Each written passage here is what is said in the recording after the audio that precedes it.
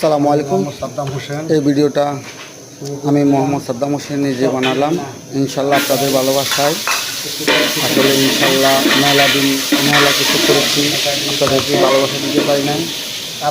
এখন আজকে চটপটি রান্নার ভিডিও নিয়ে আসছি।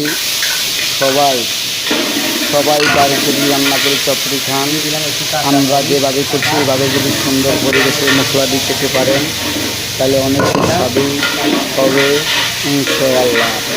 এখানে আমরা আদা, রসুন, মরিচ গুঁড়া, মশলা একটু গ্রাম খাওয়ার জন্য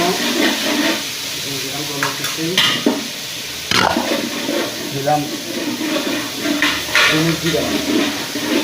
জিরা গুঁড়া। সব এই মশলাটা সব আমি নিজে রেডি করে নিজে করি। দিয়ে দিলাম একটু পানি, অল্প একটু পানি দিয়ে দিলাম ধনিয়া গুঁড়া,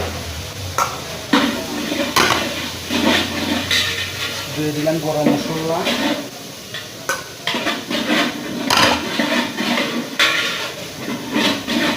দিয়ে দিলাম একটু হলুদের গুঁড়া, একটু হলুদ গুঁড়া, আবার একটু পানি দিলাম, একটু মিশে রাখি যাচ্ছি। সেই জন্য প্রিয় বন্ধুরা, আপনারা যদি চটখানা ইচ্ছা থাকে তাহলে এইভাবে আমাদের ভিডিওটা দেখি সুন্দর করে করবেন। দিলাম কয়টা মরিচি গুঁড়া, দেখুন ইনশাআল্লাহ একটু মরিচি গুঁড়া দিলাম, আবার একটু পানি দিয়ে দিলাম। মিশে করা যাচ্ছে নাকি হ্যাঁ, তারা গেলে কিন্তু সুস্বাদু হবে না। আসলে সুন্দর পরিবেশে রান্না করতে হবে, সব সময় মশলাটা একটু দিতে হবে, দিয়ে সুন্দর পরিবেশ করতে হবে ইনশাআল্লাহ। সবাই যাবে যার ইচ্ছা থাকে বাড়িতে করার, এভাবে আমাদের ভিডিওটা দেখি করবেন। আমি প্রথম একটা ভিডিও নিয়ে আসছি রান্না। আমি মোহাম্মদ সাদ্দাম হোসেন, আসলে মেঘনাট হাই স্কুলের মাঠে মা বাবা স্কুলের একটা হাউস দোকান করি প্রতিদিন বিকেল। আগে আমার একটা বড় দোকান ছিল, এই দোকানটা কোনো সমস্যা হয়ে গেছে, করতে পারিনি। এখন আবার ছোট একটা প্ল্যান নিয়ে চলে যাচ্ছি। দেখেন আরও একটা গরম মশলা রয়ে গেছে, রং জিরা দিয়ে একটা মশলা বানিয়ে এটা দিয়ে দিচ্ছি ইনশাআল্লাহ।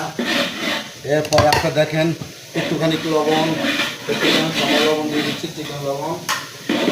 তারপরে দেখেন একটুখানি বিট লবণ দিয়ে দিচ্ছি একটু সাদার জন্য। সকল জায়গায় তা আছে। ধন্যবাদ। চটপটি রান্না চালু হয়ে যাচ্ছে। দেখেন একটু পানি দিয়ে দিচ্ছি।